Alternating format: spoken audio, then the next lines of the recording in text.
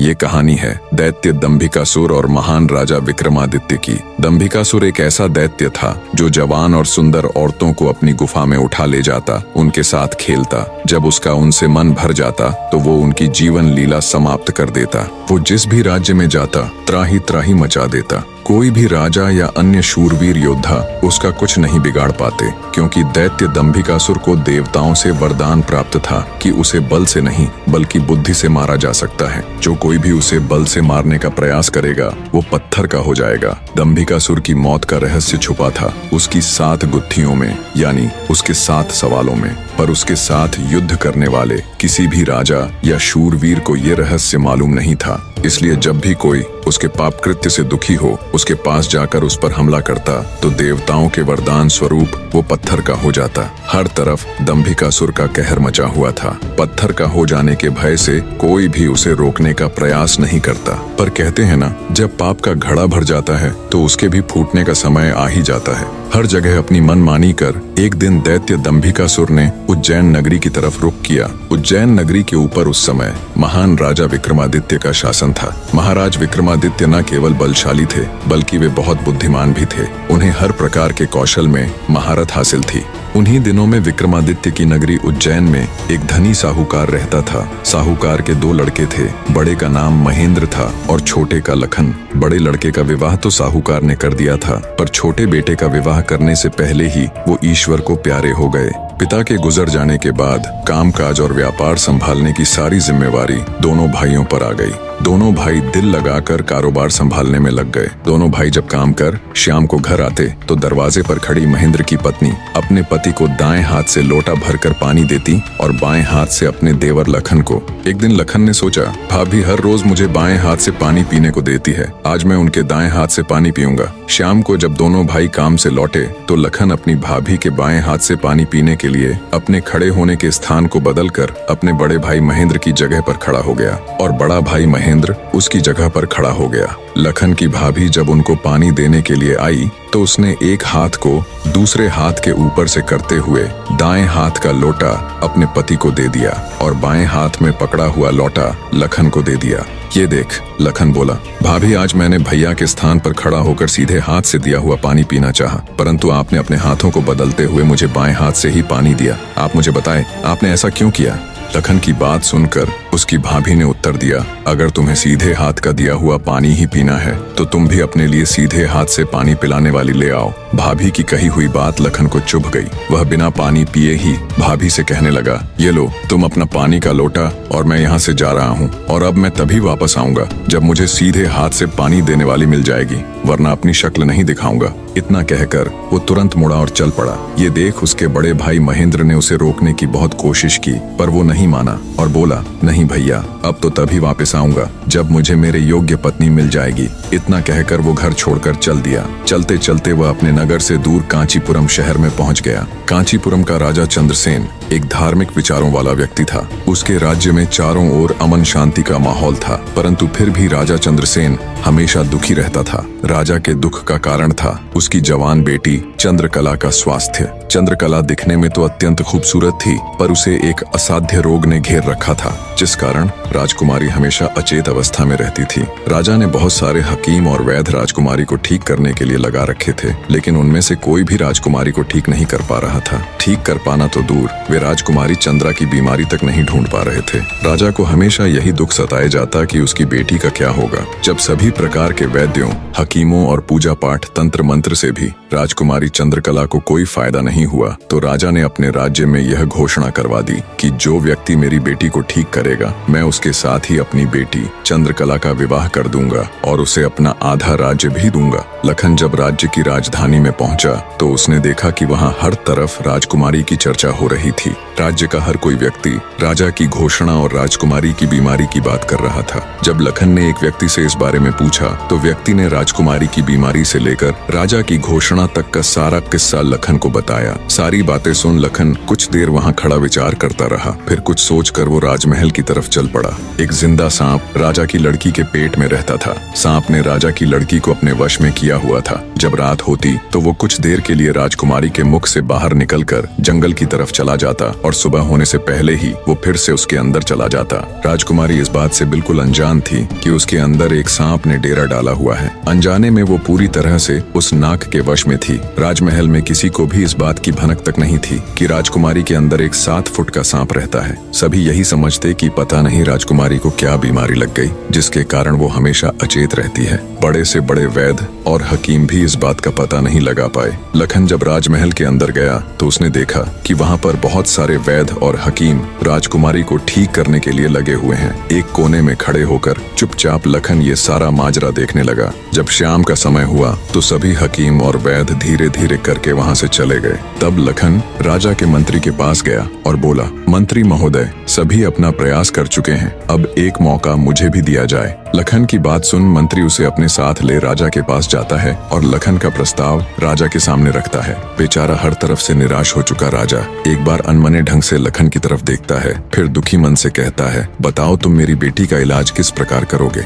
लखन राजा को प्रणाम कर बोला, महाराज, मुझे एक रात अपनी बेटी के साथ ठहरने की इजाजत दीजिए, तभी मैं किसी नतीजे पर पहुंच सकूंगा। एक बात और महाराज, मैं बिल्कुल एकांत में राजकुमारी के साथ रहना चाहता हूँ, तभी मैं अच्छे से ध्यान लगाकर राजकुमारी जी की बीमारी का पता लगा पाऊंगा। लखन की आत्मविश्वास भरी बातों से राजा के मन में हल्की सी उम्मीद जागी। उसने लखन को रात में राजकुमारी के साथ एकांत में रुकने की इजाजत दे दी। राजा की इजाजत मिलते ही लखन राजकुमारी के कक्ष में गया और उससे कुछ दूर एकदम चुपचाप बैठकर उसे देखने लगा। जैसे ही रात के 12 बजे का समय हुआ तो अचेत अवस्था में पड़ी हुई राजकुमारी के मुंह से सांप बाहर निकला और महल के परिसर से होता हुआ जंगल की ओर चला गया। ये सब देख लखन दंग रह गया। वो बिना कुछ हरकत किए चुपचाप वहीं बैठा रहा। जब रात का आखिरी पहर खत्म होने को आया तब वो सांप वापस लौटा और राजकुमारी चंद्रकला के मुख से होता हुआ पूरा उसके अंदर समा गया। दम साधे लखन ये सारा माजरा देखता रहा। सारा माजरा देख उसे समझते देर न लगी कि राजकुमारी की सारी बीमारी की जड़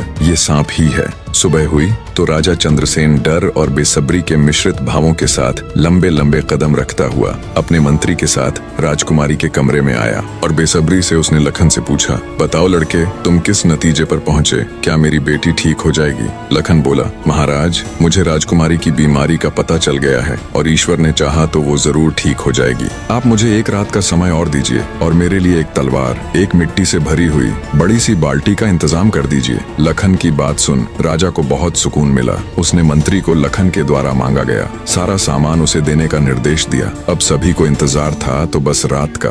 राजकुमारी को सांप के चंगुल से मुक्त कराने के लिए लखन रात्रि के आने का बेसब्री से इंतजार कर रहा था। पूरी तैयारी के साथ हाथ में धार धार तलवार लिए लखन राजकुमारी की ओर निगाहें गढ़ाकर उससे कुछ दूरी पर बैठ गया। जैसे ही राजमहल के घड़े ने रात्रि के 12 बजे का घंटा बजाया, वैसे ही फुंफकारता हुआ सांप राजकुमारी के मुख से निकला तो उसके इंतजार में बैठे लखन ने अपनी धार धार तलवार से उस पर तेजी से ऐसा वार किया कि तुरंत सांप 2 टुकड़ों में जमीन पर बिखर गया। लखन ने सांप के दोनों टुकड़ों को उठाकर रेत से भरी बाल्टी के अंदर दबा दिया और सुबह होने से पहले ही बाल्टी समेत मृत सर्प को जंगल में ले जाकर उसे आग के हवाले कर दिया और वापस राजमहल लौट आया। तब तक सुबह होने का समय भी करीब हो चला था। राजमहल जब लखन ने राजकुमारी चंद्रकला को जगाया तो हमेशा अचेत अवस्था में रहने वाली राजकन्या तुरंत उठकर बैठ गई, क्योंकि अब उसके अंदर से वो सर्प निकल चुका था तो उसका प्रभाव भी खत्म हो चुका था। राजकुमारी उठते ही हैरान थी।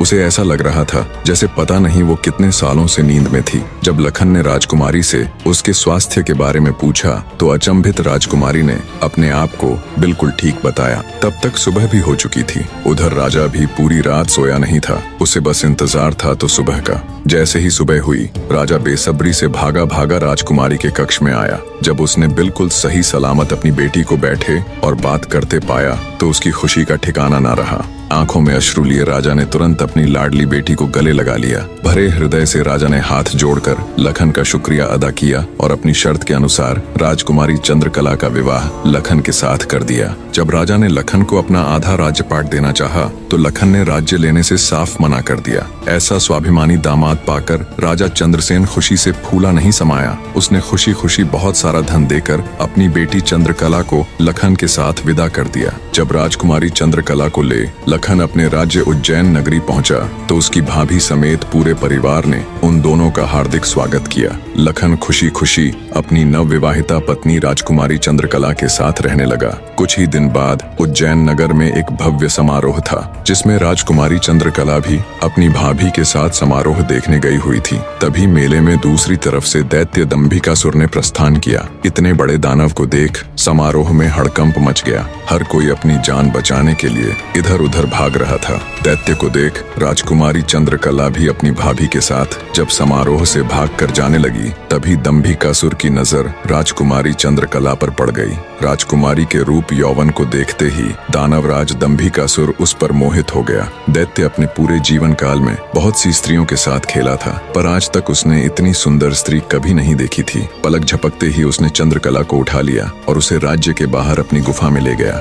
राजकुमारी चंद्रकला का रो रो कर बुरा हाल था। उस बेचारी की तो किस्मत ही खोटी थी। कितने सालों तक वो उस नाग के चंगुल में फंसी रही। कुछ ही दिन पहले नाग से आजाद हुई थी। सोचा अब जिंदगी अच्छे से गुजरेगी, पर अब दैत्य दंभिकासुर ने उसे अपनी गुफा में ला पटका। न तो उसके आंसू रुकने का नाम ले रहे थे और न वो किस्मत को कोसने से। उसकी मनमोहक सुंदरता से अभिभूत दैत्य ने उसके साथ किसी प्रकार का बल प्रयोग नहीं किया। वह उस अद्भुत नारी को जबरदस्ती नहीं, बल्कि उसकी सहमति से प्राप्त करना चाहता था। दंभिकासुर ने राजकुमारी से कहा, या तो तू अपनी मर्जी से मेरे साथ रहने के लिए सहमत हो जा, अन्यथा आजीवन तू ऐसे ही मेरी कैद में सड़ती रहेगी। दैत्य की बात सुन राजकुमारी चंद्रकला गुस्से से रोती हुई बोली, मैं तुम्हारे साथ रहने से पहले मरना पसंद करूंगी, और अगर तुम ये सोचते हो कि तुम मुझे यहाँ उठा लाए तो मैं तुम्हारी हो गई, तो ये तुम्हारी सबसे बड़ी भूल है। मेरा पति मुझे ढूंढते हुए यहाँ जरूर आएगा और वो तुझे छोड़ेगा नहीं। राजकुमारी की बात सुन दंभिकासुर घिनौनी हंसी हंसते हुए बोला, लगता है तुम पागल हो गई हो। मैंने तुम्हें यहाँ 7 तालों के भीतर बंद किया है। यहाँ तक किसी का भी पहुँचना असंभव है, और अगर गलती से कोई यहाँ तुझे ढूंढता हुआ आ भी गया तो मैं उसे एक कीड़े की तरह मसल दूंगा। ये तो तेरी सूरत मुझे भा गई, वरना अब तक तू भी कब की ऊपर जा चुकी होती। तेरी भलाई इसी में है कि तू स्वेच्छा से मेरी बात मान जा, वरना अंजाम बहुत बुरा होगा। इतनी बात कह दंभिकासुर वहां से चला गया। उधर जब मेले से दंभिकासुर राजकुमारी को उठाकर ले गया था, तो लखन की भाभी बेचारी बेबस और लाचार सी बस उसे देखती रह गई। बहते अश्रुओं के साथ वो घर जाती है और सारा किस्सा लखन को कह सुनाती है। भाभी की बात सुन लखन के पैरों नीचे से जमीन सरक जाती है। वो तुरंत भारी कदमों से अपनी पत्नी चंद्रकला को खोजने निकल पड़ता है। कई दिनों तक जंगलों और शहरों की खाक छानता भूखा प्यासा लखन अपनी पत्नी को ढूंढता ढूंढता भटक रहा था। तभी उसे एक कुटिया दिखाई देती है। थका हारा लखन जब कुटिया के अंदर जाता है, तो उसे अंदर एक साधु बाबा दिखाई देते हैं। लखन उनको प्रणाम कर वहीं बैठ जाता है। लखन की हालत देख महात्मा जी ने पहले उसे अच्छे से जलपान कराया और फिर बोले, बेटा तुम कौन हो और यहाँ जंगलों में क्यों भटक रहे हो। तब लखन महात्मा जी को अपनी सारी व्यथा कह सुनाता है। लखन की सारी दास्तान सुन महात्मा जी बोले, बेटा तुम जिस राक्षस की बात कर रहे हो उसका नाम दैत्य दंभिकासुर है। वो जहाँ भी जाता है तबाही मचा देता है। आज तक उसे कोई भी परास्त नहीं कर पाया। जिसने भी उससे मुकाबला करने की कोशिश की वो पत्थर का बन गया। इसलिए मेरी सलाह मानो और वापस अपने घर लौट जाओ, इसी में तुम्हारी भलाई है। उसके पीछे जाकर क्यों अपने प्राण गंवाते हो। साधु की बात सुन क्षण भर के लिए लखन सन्न रह जाता है। थोड़ी देर बाद धड़कते दिल के साथ उठकर वो महात्मा जी के चरण पकड़ लेता है। उसकी आंखों में डर और साहस के मिश्रित भाव थे। अपनी पत्नी को याद कर लखन ने आंखों में आंसू भरकर कहा, नहीं महाराज, मैं ऐसा कदापि नहीं कर सकता। मेरी पत्नी उस दैत्य के चंगुल में है और उसे छुड़ाने के लिए मैं कुछ भी कर सकता हूँ। हे साधु बाबा, अब आप ही मेरी आखिरी उम्मीद हैं। घर तो मैं नहीं जाऊंगा, चाहे मेरे प्राण ही क्यों न चले जाएं। लखन की बात सुन साधु महाराज ने गहरी सांस ली और कुछ पल सोचने के बाद कहा, देख लो बेटा, मैं एक बार फिर कह रहा हूँ, उस दैत्य के सामने तुम्हारे बचने की संभावना बहुत कम है। लखन बोला, महाराज, मुझे मेरे प्राणों की जरा सी भी फिक्र नहीं है। आप तो बस मुझे उस तक पहुंचने का मार्ग बताए कृपया। लखन के दृढ़ निश्चय को देख महात्मा जी ने फैसला किया कि वे उसकी मदद करेंगे। गहरी सांस लेते हुए वे बोले, तो सुनो बेटा, दैत्य दंभिकासुर कोई साधारण राक्षस नहीं है। उसने सालों तपस्या करके देवताओं को प्रसन्न कर उनसे वरदान प्राप्त किया है कि जो कोई भी प्राणी उस पर हमला करेगा तो वह तुरंत पत्थर का बन जाएगा। उसे पराजित करने का सिर्फ एक ही उपाय है, वो है उसकी 7 गुत्थियों को हल करना, यानी उसके 7 प्रश्नों के सही जवाब देना। अगर तुम्हारे एक भी जवाब से वो संतुष्ट नहीं हुआ, अर्थात तुमने गलत जवाब दिया, तो भी तुम तुरंत पत्थर के बन जाओगे। उसके हर एक सवाल के हर सही जवाब के साथ उसकी शक्ति कम होती चली जाएगी और उसके सभी 7 प्रश्नों का ठीक ठीक जवाब देने पर अंततः वो शक्तिहीन हो जाएगा। फिर तुम उसके ऊपर आक्रमण कर उसे पराजित कर सकते हो। पर बेटा, वो बिना शक्तियों के भी बहुत बलशाली है, तुम फिर भी उसका मुकाबला नहीं कर पाओगे। महात्मा जी की बात सुन और दैत्य दंभिकासुर को पराजित करने का पूरा उपाय जान। डर की लहर के साथ लखन का पूरा शरीर झनझना जाता है, पर फिर वो अपनी पत्नी को याद कर दैत्य दंभिकासुर के पास जाने का निर्णय लेता है। लखन ने महात्मा जी के चरण छूकर कहा, महाराज, मैं तैयार हूँ, कृपया मुझे उस दैत्य के पास जाने का मार्ग बताएं। महात्मा जी ने लखन को आशीर्वाद देते हुए दैत्य दंभिकासुर की गुफा का रास्ता बता दिया। दृढ़ निश्चय कर एक अदम्य जोश के साथ लखन दंभिकासुर की गुफा की ओर चल पड़ता है। कुछ देर तक कठिन यात्रा करने के बाद लखन उस भयानक गुफा के द्वार पर पहुंच जाता है। वह अपनी तलवार निकालकर गर्जना करता है, दंभिकासुर बाहर आ और मेरा सामना कर। लखन की ललकार सुनकर दंभिकासुर गुफा से बाहर आता है और क्रोध में दहाड़ता है, कौन मूर्ख है जो मेरी शांति को भंग कर रहा है। भारी भरकम विशालकाय दानव को देख लखन के पूरे शरीर में सिरहन दौड़ गई। हिम्मत जुटाते हुए लखन बोला, हे दुष्ट राक्षस, मैं उस स्त्री का पति हूँ जिसे तू बलपूर्वक उठाकर लाया है। पूछ तेरे वो 7 सवाल, मैं जवाब देने के लिए तैयार हूँ। सवालों की बात सुन दंभिकासुर चौंक गया, फिर कुछ सोचकर बोला, ओ तो तू उस धूर्त साधु से मिलकर आया है, उसी ने तुझे मेरे रहस्य का पता बताया है। पर अब क्या फायदा, मैं तेरी फूल सी पत्नी को तो कच्चा ही निगल गया हूँ। क्या स्वादिष्ट मांस था उसका। दैत्य दंभिकासुर का इतना कहना था कि लखन अपना आपा खो बैठा और आगे बढ़कर पूरी ताकत के साथ तलवार से दैत्य पर वार किया। लेकिन जैसे ही उसकी तलवार दैत्य को छूती है, देवताओं के वरदान के कारण वो भी तुरंत पत्थर का बन जाता है। दैत्य दंभिकासुर छल कपट से झूठ बोलकर पत्थर का बना देता है। लखन के पत्थर का बनते ही दैत्य दंभिकासुर जोर जोर से शैतानी हंसी हंसता है। बड़ा आया था मेरी 7 गुत्थियों को सुलझाने वाला। उसकी शैतानी हंसी से सारी वादियां दहल उठती हैं। घिनौनी हंसी हंसता हुआ दंभिकासुर अपनी गुफा में जाता है और राजकुमारी चंद्रकला से कहता है, एक कीड़ा आया था बाहर, कह रहा था तुम्हारा पति है। तुम तो बड़े बड़े दावे कर रही थी कि मेरे पति को जब मालूम चलेगा तो वो मुझे छोड़ेगा नहीं। अरे उसे मसलने के लिए तो मुझे अपने हाथों की भी जरूरत नहीं पड़ी, एक छोटे से झूठ से ही विचलित हो मिट्टी में मिल गया। इतना कह दानव जोर जोर से हंसता है। दंभिकासुर की बात सुन राजकुमारी चंद्रकला एकदम सन्न रह जाती है, मानो उसके शरीर में प्राण ही न हो। कुछ देर बाद जब थोड़ा होश संभाला तो रोती गिड़गिड़ाती हुई राजकुमारी बोली, दुष्ट दानव, क्या किया तूने मेरे पति के साथ। ऐसा नहीं हो सकता, मेरा पति नहीं मर सकता, कह दे कि तूने मुझसे झूठ कहा है। राजकुमारी चंद्रकला की बात सुन दंभिकासुर बोला, मूर्ख स्त्री, तूने मुझे समझ क्या रखा है कि तेरा वो कीड़ा पति मुझे मारेगा।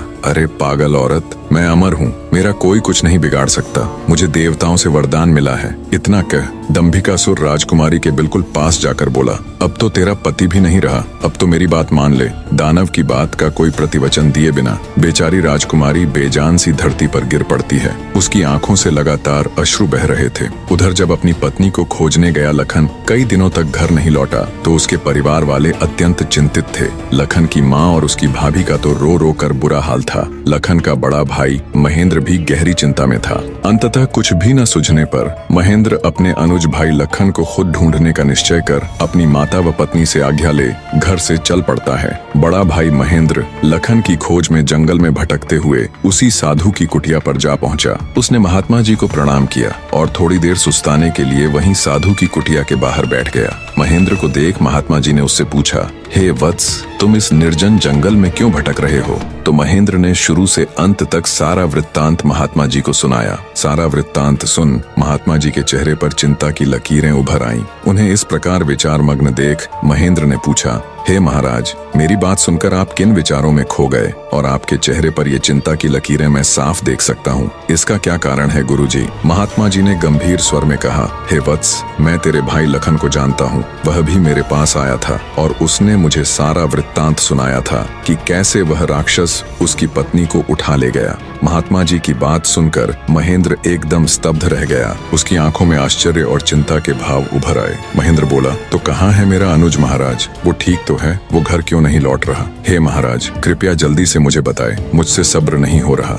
जब महेंद्र अपने छोटे भाई लखन के बारे में साधु महाराज से पूछता है तो साधु जी लखन के उनके पास आने से लेकर दैत्य दंभिकासुर के पास जाने तक का सारा वृतांत कह सुनाते हैं। सारी बात सुन महेंद्र महात्मा जी के चरण पकड़ लेता है और कहता है, हे साधु महाराज, आप तो सर्वज्ञानी हैं। जब आपको दैत्य दंभिकासुर के रहस्य के बारे में पता था तो अवश्य आप ये भी जानते होंगे कि लखन का यहाँ से जाने के बाद क्या हुआ। हे महाराज, कृपया मुझे बताए कि आगे क्या हुआ। तब साधु बाबा गंभीर स्वर में बोले, हे वत्स, आगे वही हुआ जिसका मुझे पहले से ही भय था। मैंने लखन को जाने से पहले बार बार समझाया था और उसे अच्छी तरह से उस दुष्ट दानव की शक्तियों से अवगत भी करवाया था, पर उसने मेरी बात नहीं मानी और अपनी पत्नी को बचाने के लिए उस दैत्य से भिड़ गया। फलस्वरूप उस धूर्त दानव ने छल कपट से उसे भी पत्थर का बना दिया। इतना सुनते ही महेंद्र को कांटो तो खून नहीं, उसका चेहरा एकदम से पीला पड़ गया और हल्क सूख गया। कुछ दिन पहले ही तो उनके पिताजी उन्हें छोड़कर चले गए थे और अब उसे जान से भी प्यारा छोटा भाई लखन भी पत्थर का बन गया। उसकी हालत देख महात्मा जी उसे सांत्वना देते हुए बोले,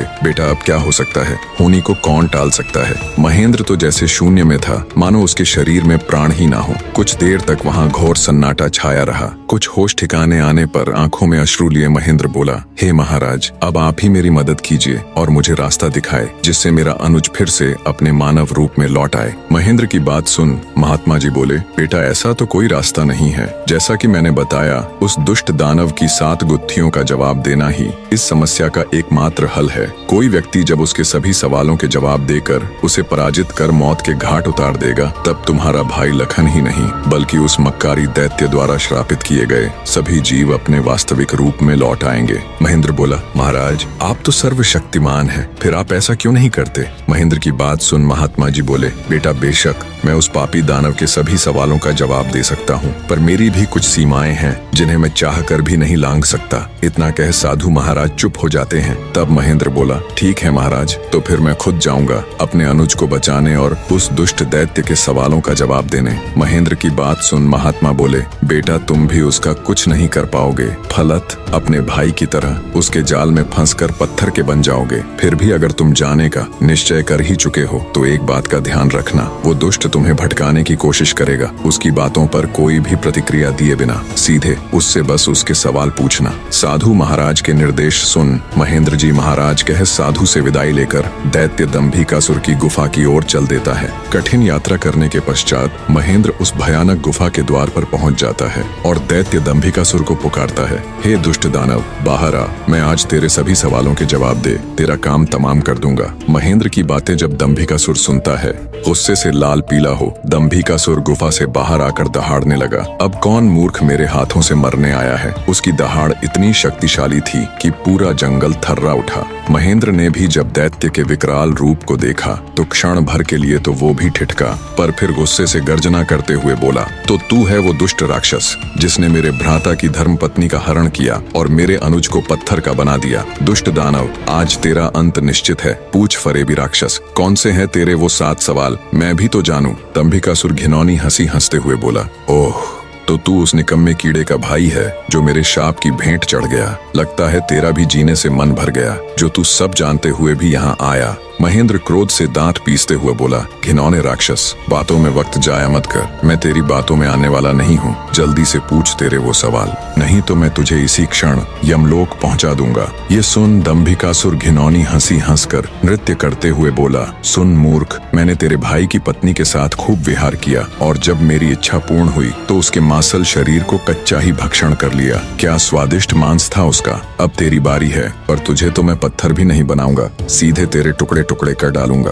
दैत्य दंभिकासुर के बोले गए ये बोल महेंद्र की छाती में किसी भाले की तरह लगे। अपने भ्राता की पत्नी के बारे में कहे गए शब्दों से उसके तन बदन में आग लग गई। सब कुछ अच्छे से जानते हुए भी महेंद्र अपने ऊपर काबू नहीं रख सका और दैत्य दंभिकासुर को मारने के लिए तेजी से उसकी तरफ लपका। जैसे ही उसने दैत्य के ऊपर अपनी पूरी ताकत लगा तलवार से वार किया, वैसे ही अपने भाई की तरह पल भर में वो भी पत्थर का बन गया। उसके पत्थर का बनते ही दंभिकासुर हंसते हुए बोला, तुम दोनों भाइयों की किस्मत में यही था कि तुम दोनों युगों युगों तक मेरी गुफा के प्रहरी बनकर रह जाओगे। इतना बुदबुदाकर दंभिकासुर अपनी गुफा में जाता है और राजकुमारी चंद्रकला को भी ये सब बता देता है और कहता है, तेरे दोनों रक्षक तो मेरे सामने ढेर हो गए, अब तू किसकी आस लगाए बैठी है, मूर्ख स्त्री। राजकुमारी चंद्रकला के रो रोकर आंसू सूख चुके थे, अब बचा था तो केवल क्रोध और ज्वाला। जलती हुई आंखों के साथ गुस्से में दहाड़ती हुई राजकुमारी बोली, दुष्ट राक्षस, तू क्यों इतना खुश हो रहा है? मुझे तेरा अंत साफ नजर आ रहा है, देख मेरी आंखों में। राजकुमारी चंद्रकला के तेवर देख और उसकी बात सुन दंभिकासुर विचलित सा हो जाता है और बिना कुछ कहे ही वहां से चला जाता है। उधर लखन महेंद्र के घर में तो लखन के न आने से पहले ही मातम पसरा हुआ था। ऊपर से अब महेंद्र भी वापस नहीं लौटा तो उसकी पत्नी और माँ का बुरा हाल था। अंततः महेंद्र की पत्नी अपनी सासू माँ से कहती है, माँ जी, आखिर कब तक हम ऐसे ही रोते बिलखते उनका इंतजार करते रहेंगे? बहू की बात सुन बुढ़िया माँ बोल पड़ी, तो और बेटी हम कर भी क्या सकते हैं इसके सिवाय? महेंद्र की पत्नी बोली, हम अपने राजा के पास जाकर उनको ये सब बताएंगे, वो अवश्य हमारी मदद करेंगे। बहू की बात बूढ़ी माँ को उचित लगी। दोनों तुरंत राजा विक्रमादित्य के पास चल पड़ती हैं। कहानी का अगला अध्याय भी बहुत जल्दी आने वाला है, बने रहे।